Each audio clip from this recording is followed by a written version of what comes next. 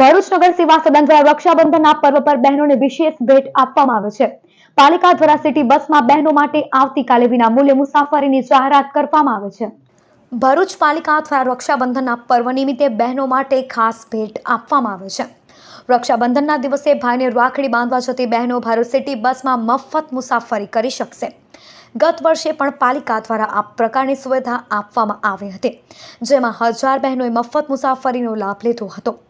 આ વર્ષે પણ મોટી સંખ્યામાં બહેનો આ સુવિધાનો લાભ લે તેવી શક્યતા છે. રક્ષાબંધનના પર્વે બહેનોને મુસાફરી ખર્ચમાંથી રાહત મળે અને ભાઈના ઘરે સરળતાથી પહોંચી શકે તે હેતુથી પાલિકા દ્વારા આ નિર્ણય લેવામાં આવ્યો છે. નમસ્કાર. આવતીકાલે 28 તારીખ એટલે બહેન અને ભાઈના પવિત્ર બંધનનો દિવસ એટલે રક્ષાબંધન.